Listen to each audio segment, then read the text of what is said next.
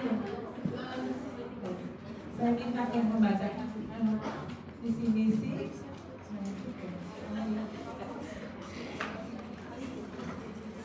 Visi FKUKDW. Jadi Fakultas Kedokteran Unggul terpercaya, transformatif, dan berkelanjutan bagi perkembangan ilmu, teknologi, dan generasi dokter yang profesional, humanis, berbudaya, dan adaptif dalam dunia pluralistik.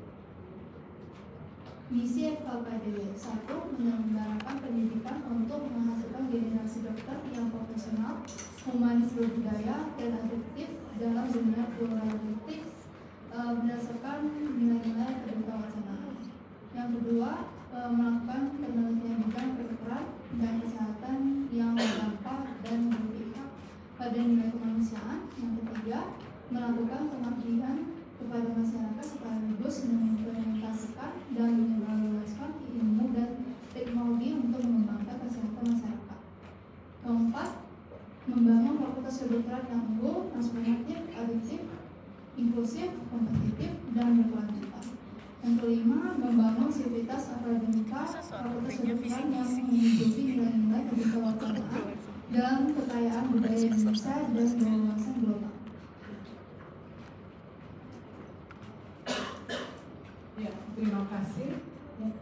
Kita nanti ya, jadi nanti dalam jangka kuliah selalu baca karena harapannya itu adalah menjadi visi misi bersama, ya, menjadi visi misi bersama.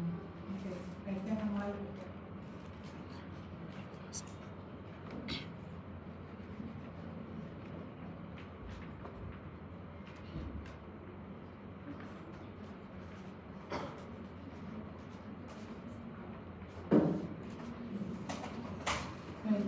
Ini ya, saya dapat tugas rancangan penelitian observasional, ya. Saya akan mulai.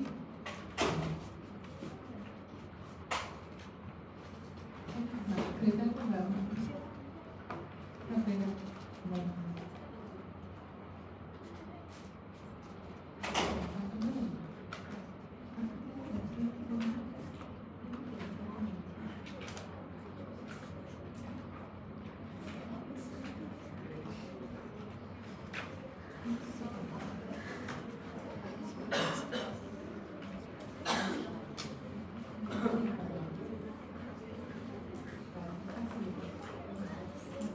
Jadi ada untuk kuliah ini tujuan pembelajarannya satu, dapat membedakan jenis rancangan penelitian dan hubungan kausalitas. Yang kedua, mahasiswa dapat menjelaskan tentang penelitian deskriptif dan studi analitik atau metodologis. Kemudian mahasiswa dapat menjelaskan tentang penelitian kepemimpinan, kasus pembuat dan bobot. Yang keempat, tentang stroke, ya. Mahasiswa dapat mengaplikasikan gunaan stroke. Saya akan mulai dengan penelitian observasional dengan intervensional. Apa bedanya sih antara observasional dengan intervensional? Yang satu observasi, yang satunya lagi intervensi. Apa bedanya observasi dengan intervensi? Kalau observasi hanya mengamati. Kalau yang satunya melakukan pengakuan. Apa contoh intervensi? Contoh intervensi? Ya, profesional edukasi, tapi boleh nggak kamu contoh misalnya dalam apa? Dalam penelitian itu penelitian apa? Misalnya dari kalau obat apa? Obat contohnya apa?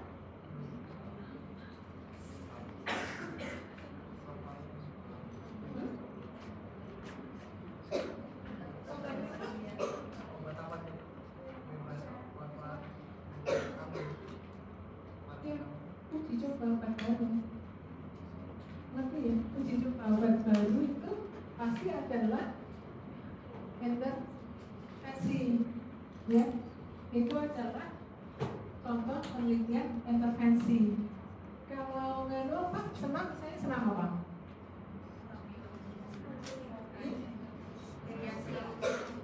Senang, senang biasanya itu apa?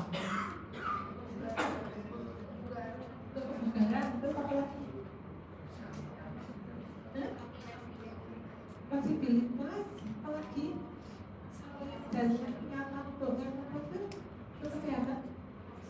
Kalau lansia apa? Lansia kenapa diteruskan? Sedihnya kenapa biasanya lebih baik? Kalau sedihnya lebih baik? Mencegah apa? Paparan penyakit, apa lagi? Osteoporosis, terus apa lagi? Terus yang lebih itu langsung mencegah, menghilangkan stres. Menghilangkan stres juga bagus sih, bisa dengan apa tuh? Dengan konseling juga. Konseling itu intervensi atau observasi? Konseling.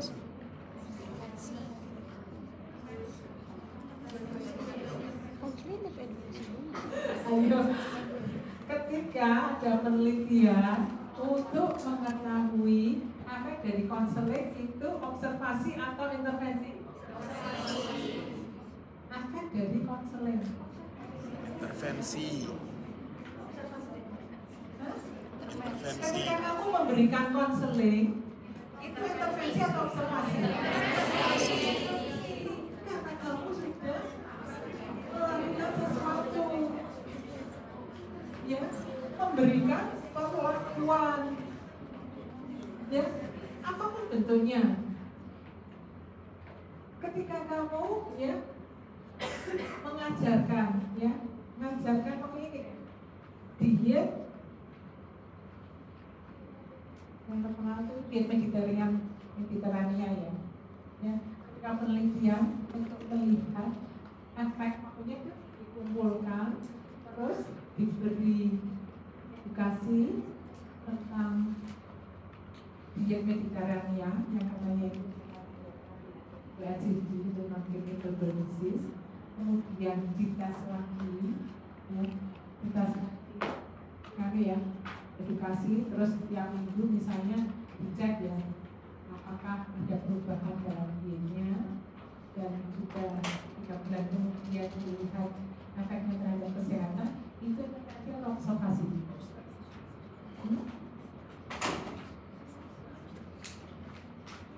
Ada intervensinya, ya. Kalau observasi, ya, mengamati, tidak memperkenal, tidak mengintervensi sama sekali, ya. Kan yang ada itu nanti, ya, kadang-kadang batasnya tidak nanti, ya, dalam tanda kutip abu-abu. Sesuatu yang bisa saja dimulai sebagai penelitian observasi, tapi menemukan awalnya mungkin hanya ingin tahu tentang prevalensi, ternyata prevalensinya tinggi, ya. Dan ini kalau dibiarkan mungkin itu bisa ya, bisa berlanjut dan ya, akan mempengaruhi masalah kesehatan, lalu berkembang menjadi penelitian melakukan intervensi, tapi itu bisa menjadi 2 penelitian yang berbeda, dimulai dengan penelitian yang sifatnya awalnya hanya observasi, tapi kemudian melakukan intervensi untuk menyelesaikan masalah kesehatan, ya. Nah, ini yang kisah penelitiannya itu observasional dan intervensional. Yang kalau observasi itu deskriptif dan analitik, ya. Yang deskriptif itu hanya menggambarkan, kalau yang analitik itu mencari hubungan. Kemudian yang intervensi itu bisa randomized dan non-randomized. Kalau yang randomized berarti ada random dan ada kontrolnya. Kalau yang non-randomized biasanya ya, biasanya tanpa ya, biasanya tanpa apa tuh, tanpa kontrol atau hanya pasti, ya, tidak. Nah, yang biasanya kalian lakukan pada apa? Ini kan juga persiapan, ya, maksudnya sebagai ilmu, ya, tetapi juga ini diberikan karena semester depan kalian mulai KTI, ya. Semester depan KTI, kebanyakan dari kalian akan melakukan yang observasi atau yang intervensi? Observasi kenapa? Kenapa gak intervensi?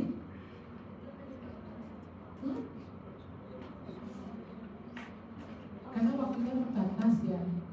Ya, kalau yang itu yang intervensi kan maksudnya kalian nanti, ya, ngambil data baseline, melakukan intervensi, terus kan uji lagi, ya, untuk melihat efek dari intervensinya.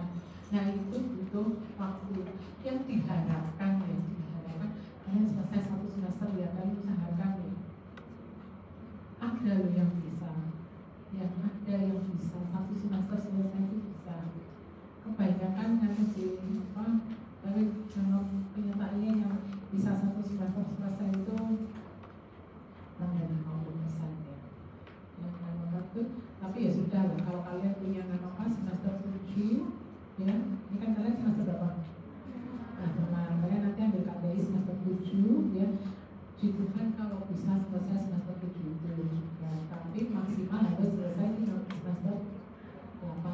ingin selesai tepat waktu nggak sih?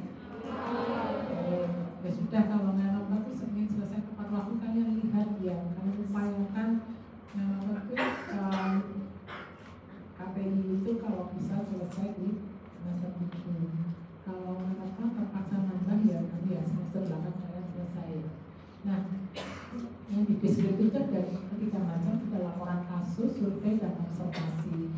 Nah, tapi yang observasi ini kan ya, apa biasanya jarang jarang muncul kalau di seperti yang betul penelitian. Kalau yang apa medis biasanya jarang, karena yang observasi ini biasanya dilakukan oleh yang sosial, yang psikologis, misalnya kalau bahasa orang bahasa itu dia ini loh, bagaimana anak belajar berbahasa mulai dari lahir cuma apa tuh nangis, terus mulai babbling, apa bikin kata-kata yang maksudnya tidak jelas karena ingin mencontoh, terus apa sampai apa tuh berbicara bisa apa tuh bisa ngomong yang ini ya, kalau apa orang Jawa bilangnya celat gitu loh, maksudnya nggak benar gitu loh, sampai akhirnya bisa benar. Kalau yang apa sebenarnya di apa di kedokteran sih laporan kasus dan survei. Kalau yang analitik ya, analitik kalau yang ini hanya mendeskripsikan. Kalau yang analitik mencari hubungan ya, mencari hubungan. Ada nggak sih hubungan antara kualitas tidur dengan prestasi belajar mahasiswa? Ada nggak hubungan antara kecemasan dengan kualitas tidur? Ada nggak hubungan antara pendidikan ibu dengan status stunting, dengan berat badan anaknya?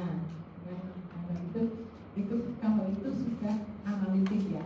Nah, analitik ini mencari hubungan. Nah, ketika mencari hubungan, metodenya ada 3 macam. Ada yang potong lintang, ada yang kasus kontrol, ada yang kontrol. Ya. Nah, kita hanya karena yang bicara tentang yang ini. Nanti penelitian deskriptif, kalau deskriptif itu hanya mendeskripsikan fenomena ya. Dia nanti ya, itu nggak bisa nanti ya mendeskripsikan faktor resiko apa ini ya, waktu hasil ya. Jadi dia hanya mengatakan, oh salah satu faktor resiko itu merokok. Misalnya akan bisa melakukan penelitian berapa sih jumlah atau persen penduduk yang merokok di DIY, berapa berapa persen atau nanti ya tingkat aktivitas, berapa orang yang berolahraga secara teratur. Nah itu nanti kalau bicara tentang itunya nanti ya apa deskripsinya saja, karena dia hanya mendeskripsikan, menemukan jumlah ini. Tapi kalau sudah mencari hubungan, berapa sih orang yang merokok ya, makanya hubungan antara merokok dengan misalnya kanker paru-paru. Nah itu kan akan melihat ya, berapa sih, apakah semua yang merokok pasti kena kanker paru-paru? Tidak. Apakah yang kanker paru-paru pasti pasien kanker paru-paru pasti merokok? Tidak juga ya. Tapi akan melihat ya, melihat dari angka itu akan mencari hubungan. Nah ketika mencari hubungan itu menjadi penelitian analitik. Tapi kalau hanya mendapatkan gambaran terutama yang jumlah itu yang akan nanti ya disebut sebagai penelitian deskriptif ya. Jadi apa kasus TB-nya berapa sih, TB-nya MDR berapa, yang SBR berapa, itu ya prevalensi stunting. Nah kalau cuma sampai pada angka-angka hanya deskriptif. Tapi ketika itu mencari hubungan itu sudah masuk di analitik. Nah yang deskriptif kalau survei ya, survei, observasi, dan case. Apa bedanya survei dengan studi kasus supaya kalian? Kalau survei respondennya berapa? Survei respondennya 1 lebih dari 1 banyak ya. Kalau survei banyak ya. Kalau yang case study ya biasanya adalah mengambil satu kasus diangkat tapi sampai mendalam ya, satu kasus diangkat mendalam. Nah case study biasanya kasusnya ya khusus ya, kasusnya khusus, kasusnya murid, ya ada kekerasan yang maka dibagikan supaya bisa semuanya bisa belajar bersama. Ya, kalau yang observasi nanti ya observasi nanti ya kejadian atau ya misalnya biasanya banyak dipakai di psikologi, misalnya tuh mengamati anak-anak yang bermain di taman bermain gitu loh, atau kalau bagaimana mereka berinteraksi, atau bisa juga kalau kebanyakan sekarang kan ya kalau keluarga punya anak kecil ke mall, kalau punya keluarga kecil terus ke ya bagian yang itu ya arena bermainnya itu loh, bagaimana anak-anak yang ya tadinya nggak kenal tapi terus bisa ya bermain bersama, bermain bersama awalnya seperti apa, ya itu penelitiannya bentuknya ya observasi ini banyak dipakai di ya di psikologi atau di penelitian sosial ya. Ini survei itu nah survei itu diharapkan mewakili populasi ya, tetapi apakah survei pasti apa bedanya populasi dengan sampel? Apa bedanya?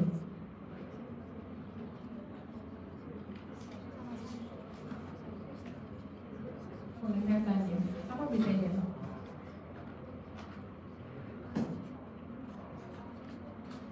Kalau menurut saya sih kan kalau populasi itu kayak lebih besar daripada sampel. Populasi itu semuanya, sedangkan sampel salah satunya aja mau lapor. Kenapa kita tidak ambil satu populasi terlalu banyak? Kalau terlalu banyak kenapa? Waktunya sumber dayanya nggak punya. Ya maunya ya idealnya semuanya diperiksa. Nah kalau orang Indonesia diperiksa berapa jumlah penduduk? 270 juta. Periksa 270 juta orang, biayanya berapa? Untuk orang yang melakukan itu enumeratornya yang mengambil data berapa, waktunya berapa lama, terus kalinya juga sumber daya biayanya besar ya. Nah karena tidak mungkin periksa semuanya, akhirnya hanya mengambil sampel. Tapi apa sampel yang baik? Apa yang kamu harapkan dari sampel?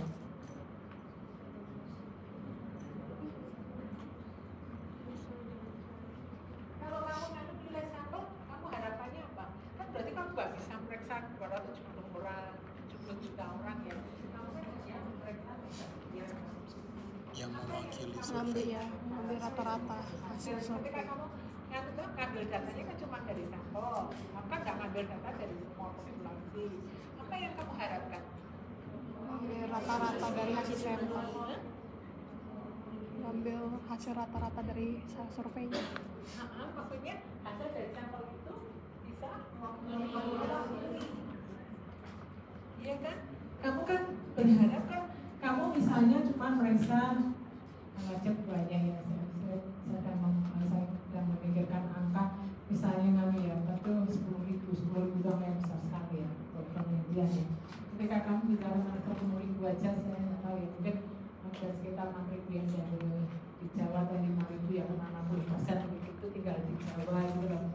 Misalnya kamu pikir 50%, 60% itu respondennya dari Jawa, yang lain dari luar Jawa. Di Jawa pun kamu akan milih lagi ya, supaya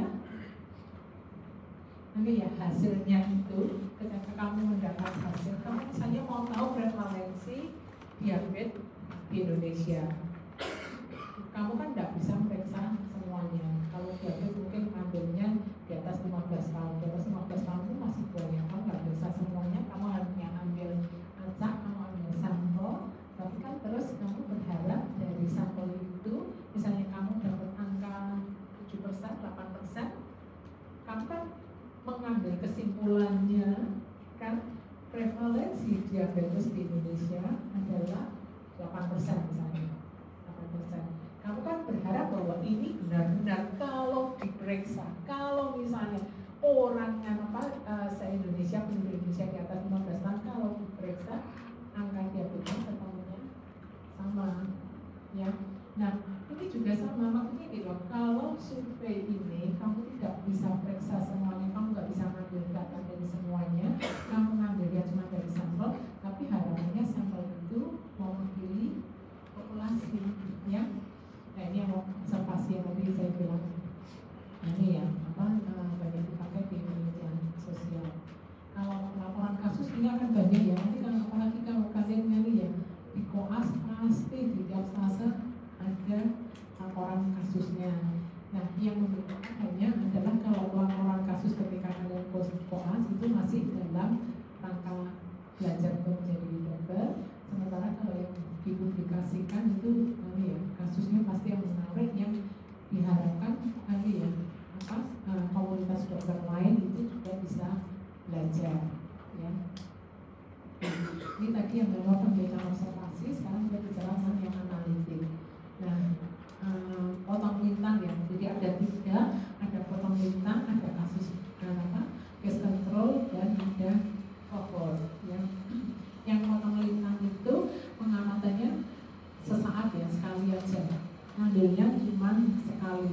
Ketika sekali, apakah berarti 1 hari selesai?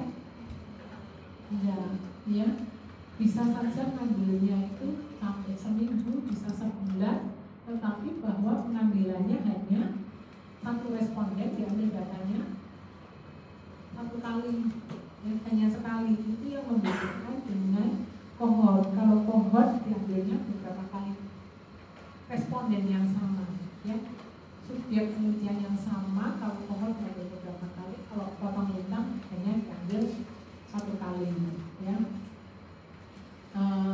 Bisa nanti ya, bisa ngambilnya pakai kuesioner, bisa ngambilnya pakai apa tuh pemeriksaan ya, kamu bisa periksa tekanan darahnya, gula darahnya, gitu ya. Tapi pokoknya diambilnya hanya 1 kali, ya.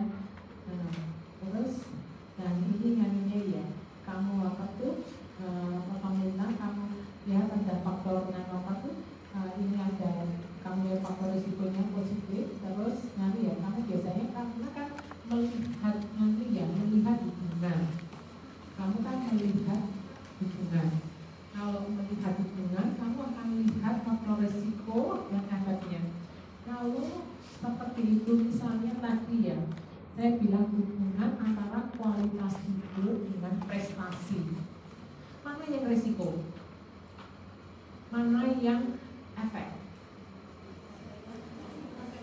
Yang risiko ya kualitas tidur, ya. Kualitas tidur adalah risiko, sedangkan efek adalah prestasi, ya. Ya, tentang lintang. Meskipun nanti kita lihat ya, misalnya hubungan antara senam tai chi dengan keseimbangan lansia, mana yang risiko? Mana yang risiko? Hubungan senam tai chi dengan keseimbangan lansia. Yang risiko adalah senam tai chi, efeknya adalah keseimbangan, ya. Cuman kalau metode penelitiannya ini potong lintang, ada juga yang loh, apa itu bertanya-nya gini, loh, jangan-jangan karena yang apa sih yang bisa senam tai chi itu adalah yang keseimbangannya baik. Kalau yang keseimbangannya tidak baik ya dia sudah tidak pergi keluar, dia tidak senam, ya. Nah itu kan ya, itu apa tuh kelemahan dari potong lintang. Sementara kalau cohort kita kan bisa mengikutinya dari ya apa tuh dari faktor resikonya dulu diikuti, baru nanti ya lihat efeknya kemudian. Nah ini contoh bukan olahraga dengan tekanan darah, ya, dengan kemampuan tinggi, dengan kemampuan minum obat. Nah ini nanti ya, ini faktor resikonya di sini, efeknya di sini. Terus kamu lihat ya tidak. Yang ini tuh ini loh. Kamu pentingnya nanti ketika kamu nanti ya menghitung nanti ya rasio prevalence segala itu yang kamu tahu ya penempatannya. Jadi kamu lihat antara kalau faktor risikonya ada dan yang ada itu disebut A. Faktor risikonya ada tapi efeknya nggak muncul, itu B. Jadi misalnya faktor risikonya kan merokoknya iya, kanker parunya iya, merokoknya iya tapi tidak kanker paru. Atau faktor risikonya tidak merokok tapi kok ternyata kanker paru, itu disebut C. Faktor risikonya tidak merokok dan tidak kanker paru. Paham ya? Maksudnya antara faktor risiko dengan efek ini yang iya dan yang apa tuh ya tidak, faktor risiko iya, efeknya tidak, faktor risiko tidak, efeknya iya. Ya, ini kalian tahu anunya, karena nanti terus kamu bisa menghitung nanti ya rasio prevalence. Kalau rasio prevalence hitungnya dari A per A plus B dibagi C per C plus D.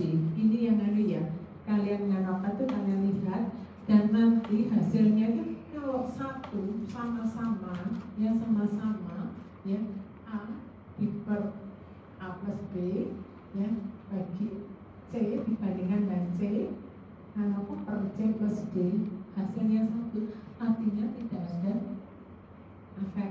Jadi itu bukan faktor risiko. Mau merokok tidak merokok ternyata tidak berefek terhadap kanker paru, artinya itu bukan faktor risiko. Kan kita meneliti karena kita tadi ya berangkat dari ketidaktahuan, ya. Berangkat dari ingin menguji kan, karena kita tidak tahu jadi kita ingin mengetahui. Karena kita ingin tahu kita melakukan penelitian lalu ketemu hasilnya. Ketika ketemu hasilnya itu ya statistik itu membantu kita ya. Statistik itu membantu kita, meskipun harusnya tidak berhenti di statistik ya.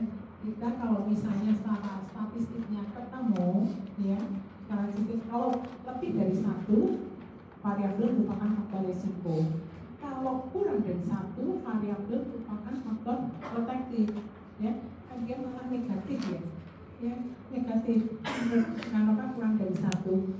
Nah selanjutnya tidak berhenti ya, bagaimana itu bisa menjadi faktor risiko, bagaimana itu menjadi faktor protektif. Nah itu yang perlu penelitian lebih lanjut ya. Kalau itu penelitiannya bisa ke penelitian biomedik, penelitian lab untuk ya menjelaskan mekanisme patofisiologinya ya.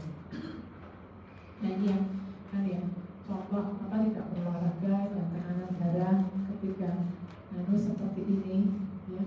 Jadinya kalau 2/1 kan lebih dari 1 ya. Tidak berolahraga merupakan faktor risiko kenaikan ya. Kalau kan faktor risiko ya itu artinya dia ya berolahraga. Kalau berolahraga merupakan ya. Nah ini yang kamu harus hati-hati ya ketika menempatkan, karena kalau kamu tidak menempatkannya dengan benar, ini cuma angka-angka ya. Ini cuma angka-angka. Seringkali yang dijumpai kalau kamu itu skripsi itu pasti senang kalau hasilnya signifikan ya. Hasilnya signifikan, baru terus kamu ditanya, oke signifikan apa artinya? Kalau sesuai dengan teori puji Tuhan haleluya. Kalau tidak sesuai dengan teori baru pusing. Tapi tidak apa-apa, makanya kita ya semua masih belajar ya. Kalau itu akan dilihat apakah ada faktor-faktor yang menyebabkan mengapa hasil itu tidak sesuai dengan teori. Apakah karena jumlah sampel yang sampelnya nanti ya misalnya tidak representatif terhadap tidak representatif terhadap populasi, karena kan pemilih dibuat berdasarkan penelitian populasi besar. Kalau kamu mengambilnya sampelnya tidak pas ya, misalnya tidak pas ya, kamu itu bisa saja ya. Misalnya gini loh, tadi yang saya kembali ya ke contoh itu hubungan antara merokok dengan kanker paru-paru. Kebetulan kamu ngambilnya pasiennya yang merokok itu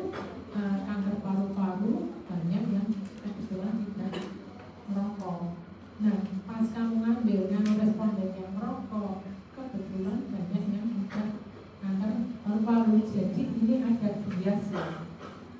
Ya sampelnya itu bisa menyebabkan hasilmu tidak sesuai dengan teori. Itu sebabnya sampelnya jadi penting ya. Karena kalau sampelmu salah, hasilnya bisa tidak sesuai dengan yang kamu perkirakan.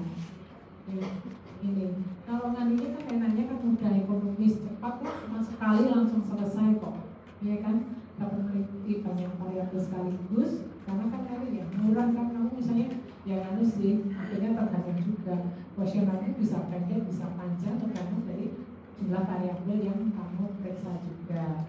Terus kemudian suket breakout yang kecil ya, di situ periksanya sekali kok.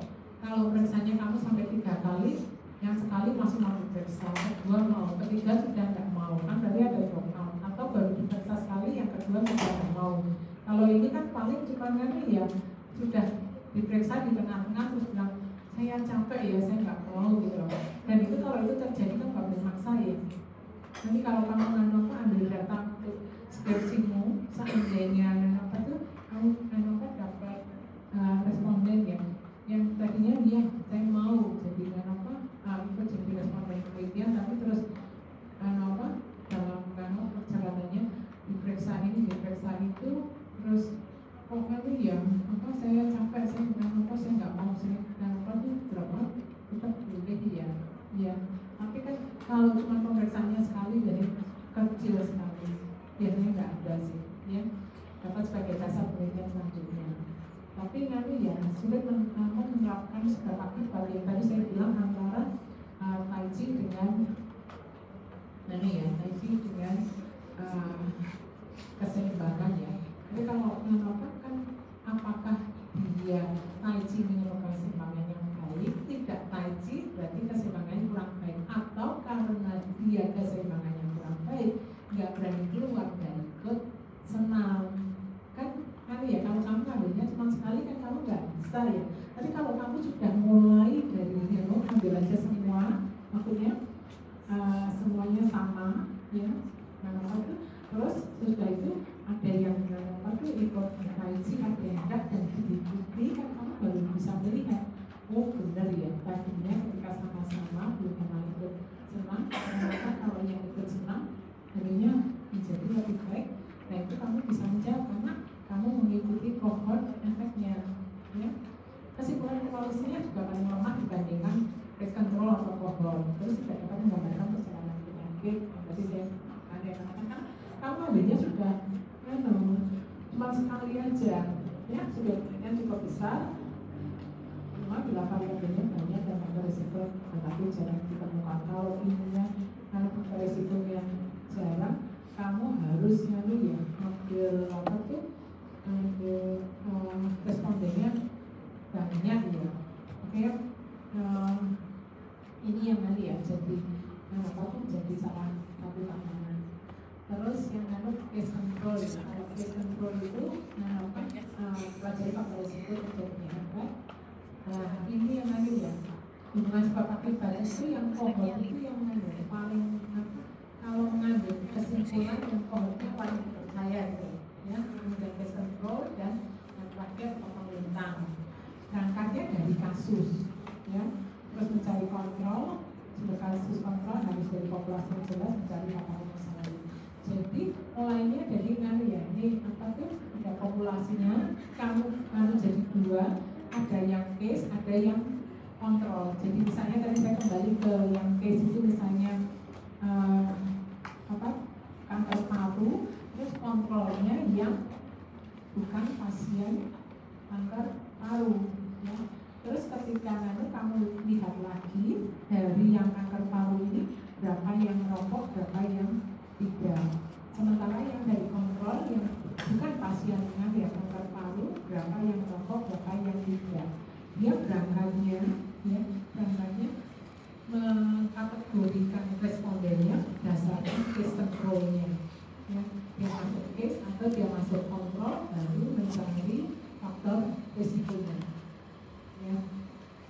Ini jadi berangkatnya dari dari kasusnya, terus mencari kontrol.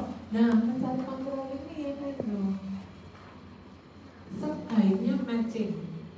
Ya, matching maksudnya mencocokkan, bisa mencocokkan jenis kelamin, mencocokkan usia, ya, mencocokkan misalnya apa tuh BMI ya, maksudnya berat badan, kalau badannya berat badan pendengar itu susah ya, tapi maksudnya paling enggak yang termasuk yang normal gitu.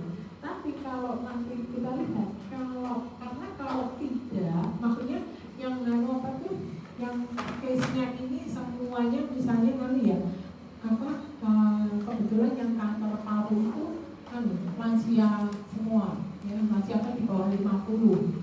Terus kamu apa tuh kontrol, ya sudah ya kontrol pokoknya asal pasien bukan tidak menderita kanker paru. Pasiennya pada muda-muda umur 20, umur 30, bisa saja kamu tidak menemukan atau kamu menemukan faktor risikonya menjadi negatif, tapi karena kamu tidak matching kelompok kontrolmu. Kalau kelompok kasusnya kan jelas, kelompok kasusnya kan sudah jelas. Sekarang kan kamu mencari kelompok kontrolmu. Nah, kelompok kontrolmu itu kamu akan membuatnya nih ya kriteria untuk kelompok kontrolmu. Seberapa kamu akan memadankan antara kelompok kasusmu dengan kelompok kontrolmu. Itu yang menjadi. Nah, ini yang nanti ya retrospektif, jadi berangkatnya dari sini karena ini juga cuma diambil sekali ya di sini kamu sudah punya kelompok kasusnya itu masih punya dulu kelompok kasusnya punya, terus kamu cari kelompok kontrol. Nah, ketika mencari kelompok kontrol, kamu akan membuat kriteria kelompok kontrolnya seperti apa. Nah, baru kamu gali untuk mencari faktor resikonya. Nah, yang di sini yang didefinisikan adalah kasusnya dulu. Nah, ini ya yang bisa baru atau performance yang lama pengumpulan kasusnya. Kalau misalnya kamu ambil settingnya di rumah sakit, ya bisa saja maksudnya itu jadi kasusnya itu kalau ambil pasien kanker paru-paru di rumah sakit. Nah, mungkin ada baiknya juga kalau mengambil kontrolnya juga pasien rumah sakit, karena kemungkinan bahwa mereka kemungkinan yang usianya punya komorbid yang gitu lah. Ya.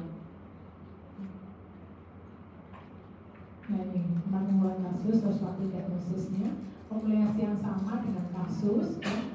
Terus matching usia, jenis kelamin, ras, sosial ekonominya itu ya berusaha ya agar ya setara itu, sepadan. Tapi kalau over matching bisa saja malah ya kelewatan, makanya itu bahwa benar-benar dipaskan, pokoknya yang usianya harus sama, jenis kelaminnya harus sama, rasnya harus sama. Nah, padahal bisa saja malah jenis kelamin itu merupakan faktor risiko, tapi karena benar-benar disamakan akhirnya malah nggak ketemu omongannya sama kok. Jadi juga harus hati-hati ya, maksudnya itu gitu loh, kamu harus matching itu penting ya, karena kalau nggak matching sama sekali yang tadi itu antara makanya yang kamu ambil pasiennya yang lansia semua, yang kontrolnya susah banget cari di rumah sakit, aku cari di masyarakat umum saja begitu, dan dapatnya yang usianya nggak cocok, umurnya nggak cocok, kamu juga menemukan faktor risikonya. Jadi matching itu penting, tetapi juga jangan over matching ya.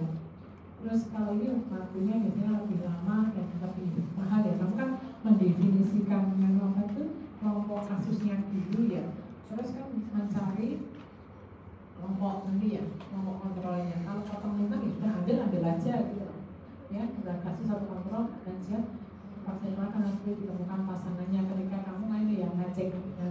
Nah, ketika matching ini karena maunya matching usia, matching dapat kasus, tapi kamu usianya misalnya ekstrim, cari kontrol yang usianya sama 85 yang mau nggak ada, terus kasusnya matching kan tidak dipakai aja, saya nggak bisa menemukan adanya kontrolnya.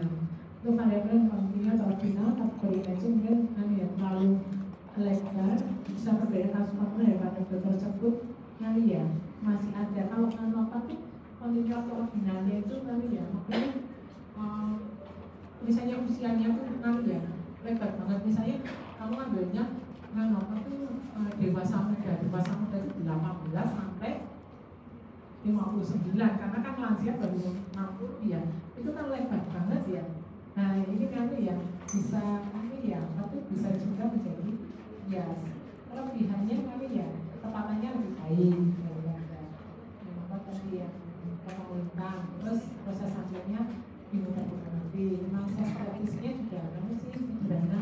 Kalau kamu sih nanti penelitian yang meneliti nanti ya pasti proposalnya yang lama, terus ngambil apa mengumpulkan mengumpulkan datanya. Tapi kalau datanya ada, statistiknya itu cepet kok. Ya, statistiknya itu asal kamu tahu apa yang dilakukan, nggak sampai 5 menit dan dapat hasilnya, ya. Terus, ya, kalau analisis statistiknya baik, ujinya tepat, ngomongnya ya, apa bisa menemukan ya hubungan yang benar, yang terus ini yang population base, ada yang hospital base, ya tadi ya tergantung kamu mau menggunakan kasus kontrolnya. Kalau kamu mulainya dari rumah sakit sebaiknya sama-sama sih, sama-sama. Tapi kadang-kadang itu kasusnya kamu dapat dulu, kan kasusnya kamu yang dapat dulu. Cari nama itu, cari kontrolnya itu ya. Kamu kan cari kontrolnya di rumah sakit nggak dapat, makanya kamu dapat ini ya. Makanya tuh apa? Cari di luar ini ya, di luar rumah sakit. Jadi harus sih harus ini ya. Terus sebenarnya populasi ya, yang populasi itu bisa lebih baik karena dia itu ya mewakili populasi gitu ya. Maka dia mama kontrolnya juga lebih memperhatikan ya. Karena kan tergantung dari apa ya, resikonya merupakan sesuatu yang ada dalam hidup sehari-hari, populasi hasilnya lebih pas. Tapi kalau hospital kan ya kan sih, hospital kan ya sudah kamu ke rumah sakit kamu dapat semua datanya dibandingin kamu ke mana ya ke apa masyarakat ya. Nah kalau apa ini ya case control itu yang ini ya kamu akan menentukan nantinya ya, menentukan proses tadinya ini, kamu menentukan case, menentukan kontrol, terus retrospektif kamu tanya apakah bapak merokoknya sudah berapa lama, berapa tahun, intinya ini ya itu mundur kalau jadi pasiennya udah datang apa yang tidak terjadi. Nah ini yang nanti yang dihitung odds ratio-nya ya, yang odds ratio. Nah odds ratio itu nanti ya odds case exposure dan nanti ya control. Kalau tadi kan A, kalau yang prevalence kan A per A plus B dibandingkan dengan C A plus B. Kalau ini A per B ya dibandingkan dengan C per D ya. Atau kalau kamu manual maksudnya mungkin perkalian SD atas D ya sama saja. Kalau mana A per B dibagi dengan C per D itu sama dengan AD kali BC.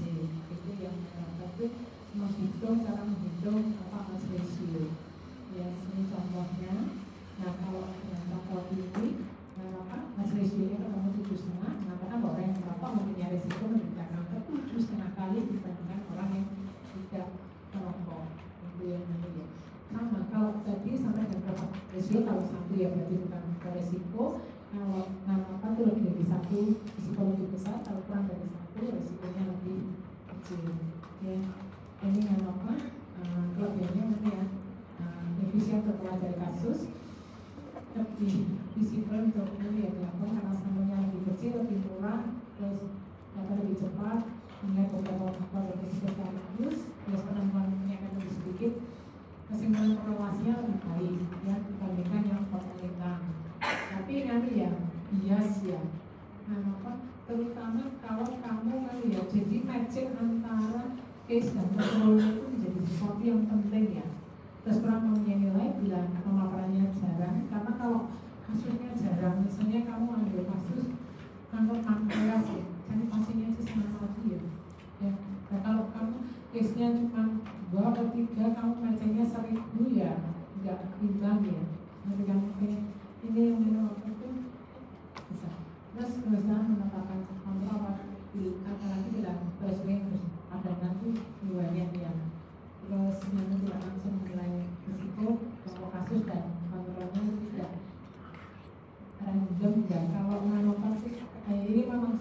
fisik.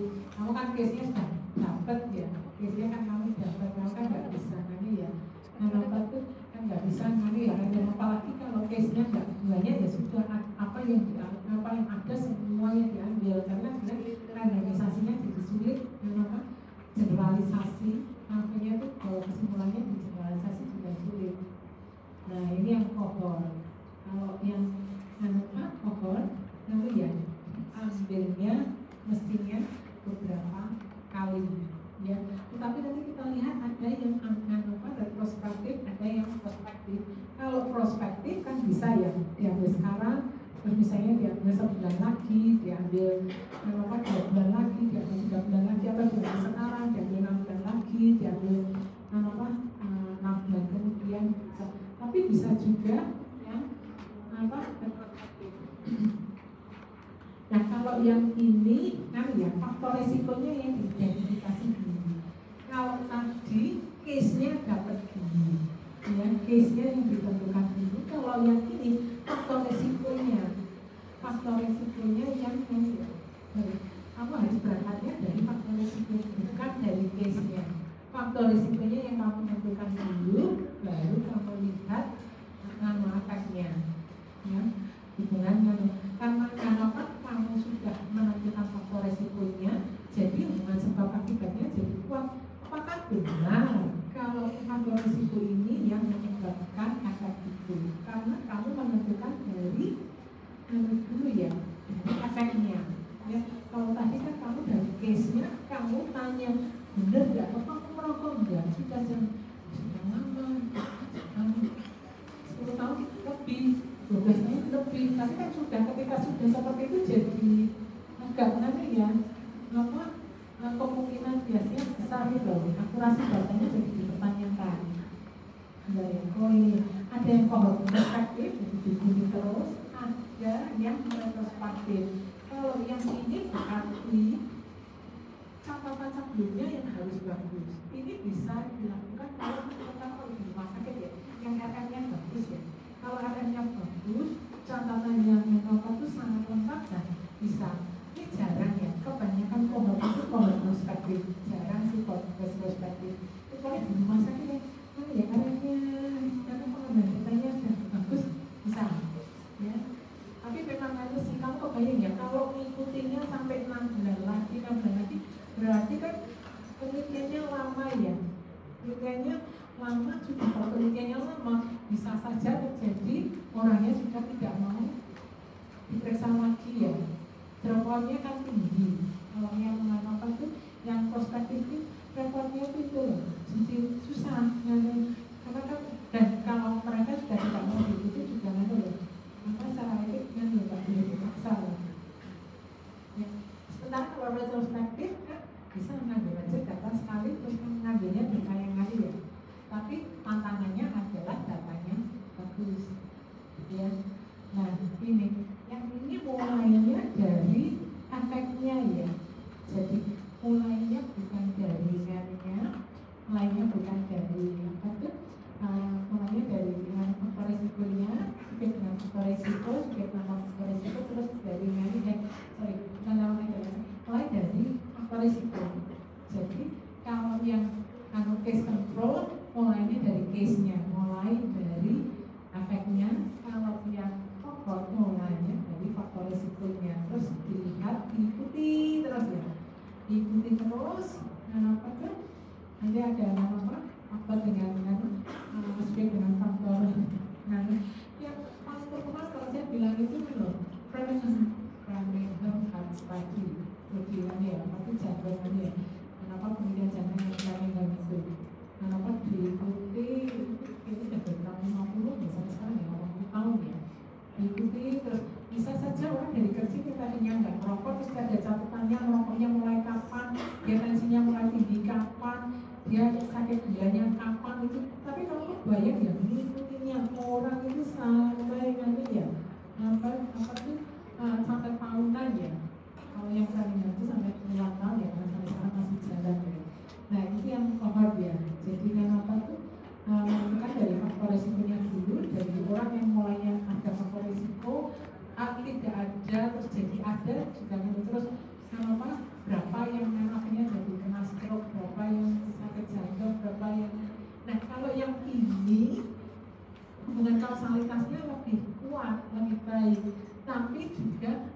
repot ya.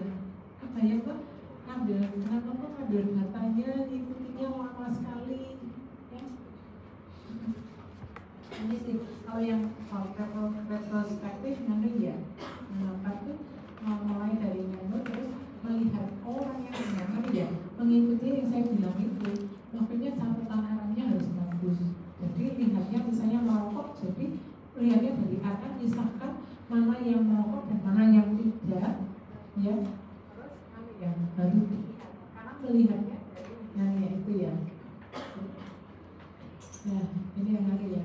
Kalau yang berganda bisa sih mulai dengan ini ya, tapi sebetulnya faktor resiko, tapi ini jarang sih faktor resiko ada, tapi jarang.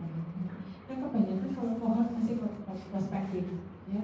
Kalau retrospektif kan ya ini tantangannya nanti ya, datanya itu kurang lengkap atau kurang akurat. Kalau datanya kan orang bisa nanti ya nggak ingat ya, terus nggak bisa dilakukan mungkin mundur ya. Tapi enaknya kan ambil data sekali terus dapatnya ya semuanya ya. Kalau ini kan nanti ya lebih lengkap, bisa pakai keterangan baru, biayanya lebih mahal dan waktunya lebih panjang ya. Itu namanya kasih ya. Nah sampel itu harus nyari ya. Yang tadi tantangannya adalah sampel itu mewakili populasi ya. Terus tipe pemaparan yang pelajari, frekuensi pemaparan, terjangkau dan kelanjutan partisipasi ini yang nanti ya. Kalau mikir sampel sebenarnya ada sampel yang ideal, tapi kan kadang-kadang ya kami juga mikir ini kayaknya nanti ya kalau tempatnya jauh-jauh dari sisi biaya juga besar, terus nanti saya ngikutinya segala kan nanti ya banyak hal ya, yang pokoknya ada hal yang ideal, ada hal yang realistis dilakukan, tapi prinsipnya selalu berusaha supaya sampel itu bisa mewakili populasi ya. Nah kalau yang penelitian kohort nantinya metodenya relative race ya. Kita relative race itu yang dari A plus B, C per kali ya. Nah C plus D ini sama dengan kali ya, itu sama dengan prevalence ratio tadi, tetapi desainnya yang beda ya. Desainnya itu desain makanya metode pemilihan yang beda. Kalau tadi yang itu orang kalau ini yang kohort ya. Sama sih kalau nantinya mau performance ratio, mau odds ratio, mau relative ratio, pokoknya kalau satu ya sudah nggak ada bedanya antara yang case dengan yang kontrol ya. Berarti sebenarnya bukan faktor resiko kalau tapi dari satu berarti resikonya lebih besar. Kalau kita dari satu dia lebih besar atau kecil. Terus ini kalau supply itu gini, karena kadang-kadang tuh kalau kuaya gitu tuh banyak yang nanti ya, misalnya gini, kalau mengikuti yang kanker, penelitiannya misalnya maunya ngikuti 3 tahun, sampai 3 tahun ada yang sudah meninggal ya, atau bisa juga yang nanti ya, misalnya drop out dari penelitian dan bisa ngitungnya nanti ya, ngitungnya dengan persentain. Nah persennya itu pasti satu, lainnya itu dihitung, ada yang ngitung pakai bulan, ada yang ngitung pakai tahun sih ya. Nah itu yang bisa dilakukan juga. Ini kohort dengan sebab akibatnya kuat ya, karena diikuti terus, terutama kalau prospektif ya. Nah maka ada sifat relatifnya bisa diikuti langsung karena benar-benar diikuti ya, tadinya tidak punya angka jadi punya angka. Misalnya bahwa informasi incidence, baca pola pemaparan, ini kan jelas ya, karena dari awal sampai dari pemaparan sampai munculnya penyakit. Terus efisien mempelajari pemaparan jangka panjang, efisien untuk mempelajari pemaparan yang jarang ya, tapi diikuti terus ya sampai muncul. Terus mendapatkan informasi pemaparan yang multiple, informasinya beragam dari pemaparan tertentu bisa ya biasanya bisa lebih ditekan, tapi waktunya yang lama ya. Terus yang sampelnya besar karena nanti berkurang ya kan mulainya 100 bisa dibujuk tinggal 80 aja bagus. Kalau cuma 30 ya, yang mulainya besar karena berpikir akan berkurang mahal, tidak efisien untuk mempelajari penyakit ya. Bisa tapi tidak efisien. Terus dengan dari follow up kayak tadi yang kami bilang. Terus yang apa, perubahan status pemaparan tadinya apa menjadi berhenti, nah, terus gimana ya? Ini mau dikeluarkan atau mau diteruskan? Perubahan metode diagnosis dalam perjalanan penelitian yang ya. Nah itu. Terus kalau yang ini yang stroke ini sebetulnya lebih untuk nanti kalau kalian nulisnya nulis skripsi ada naskah publikasinya ya, ada naskah publikasi. Terutama kalau paling enggak pas sidang itu kalian sudah harusnya itu waktu kan kalian nanti ya kalau skripsi kan ada seminar proposal, ada seminar hasil, ada nanti ya sidangnya. Sebenarnya diharapkan ketika seminar hasil itu sudah punya naskah publikasi, tapi kadang-kadang baru pada waktu nanti ya maju sidang ada naskah publikasi. Nah ketika kamu membuatnya naskah publikasi ini sebenarnya guideline-nya itu. Guideline untuk membuat naskah publikasi. Nah, yang itu kamu bisa buka dengan ya stroke statement URG itu ya, checklistnya ya untuk cohort, case control, cross-sectional. Terus ini ada kamu buka satu kalau penelitian cohort ya kamu tinggal klik ya, tapi dia nanti mau Word itu checklistnya sudah ada. Maksudnya gini loh, ketika itu pasti ada title dan abstraknya. Jadi mulai dengan judul, terus ada abstraknya, lalu itu ada introduction. Introduction itu isinya mesti background, objektif, background dan objektif. Jadi kenapa sih kamu melakukan penelitian ini? Ya, kenapa kamu ingin melakukan penelitian hubungan kualitas tidur dengan prestasi? Ya, misalnya itu backgroundnya. Terus tujuannya adalah meneliti hubungan antara kualitas tidur dengan prestasi. Metodenya seperti apa? Metodenya potong lintang. Terus settingnya mahasiswa FK angkatan 2002 ya kan ini. Misalnya angkatan settingnya di FKUKDW. Terus partisipannya adalah mahasiswa FKUKDW angkatan 2022. Apakah semuanya ya, atau kalau enggak sih yang yang hanya yang laki-laki atau hanya yang perempuan atau yang kalian gitu loh.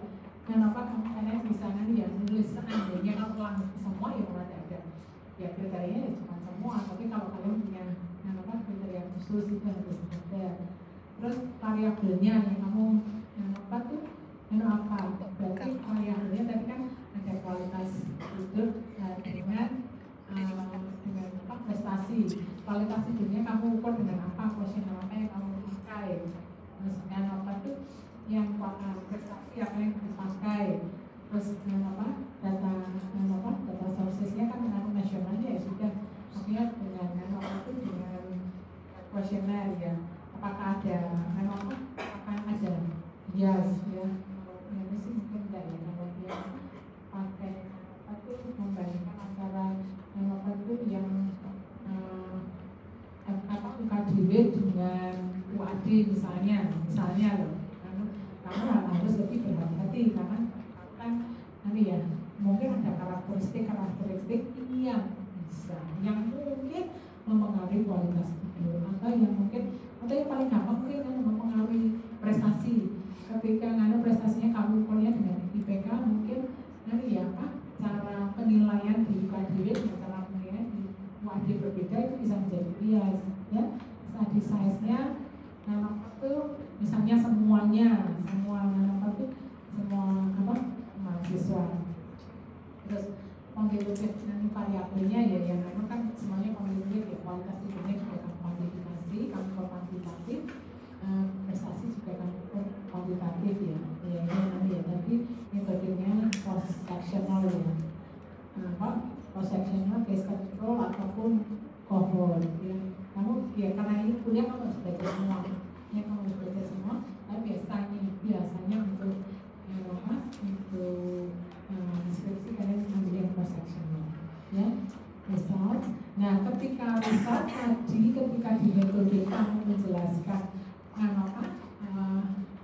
partisipannya itu kami yang masuk dalam penelitian seperti apa. Sekarang kamu menjelaskan, oh partisipannya adalah tadi kan kamu bilang mahasiswa FK UKDK angkatan 2022 ada 105 mahasiswa yang menjadi partisipan dalam penelitian ini. Berapa yang perempuan, berapa yang laki-laki, usianya, berapa gitu. Terus kalau participation, kalau misalnya ada yang tidak ikut, mengapa? Karena kamu ngambilnya pas habis kuliah rancangan penelitian observasional. Nah yang tidak masuk berarti yang tidak ikut kuliah itu tidak ikut dalam penelitian atau ada yang menolak, boleh ya itu. Terus deskripsi datanya apa yang hasilnya, terus ya outcome-nya itu kan ya tadi yang hasil analisa statistiknya, main result, yang analisis, terus diskusi dari hasil. Kalau kamu hasilnya kan ada hubungan, nah terus kamu jelaskan ketika ada hubungan kamu juga merujuk pada penelitian-penelitian yang lain. Penelitiannya sama ada hubungan, penelitian tidak ada hubungan. Terus kamu juga tambahkan dasar teorinya ya, mengapa atau bagaimana kualitas tidur itu bisa mempengaruhi prestasi. Itu sih. Baik, terima kasih. Pertanyaan? Kalau tidak, ya sudah cukup ya. Baik, selamat belajar. Makasih banyak dokter.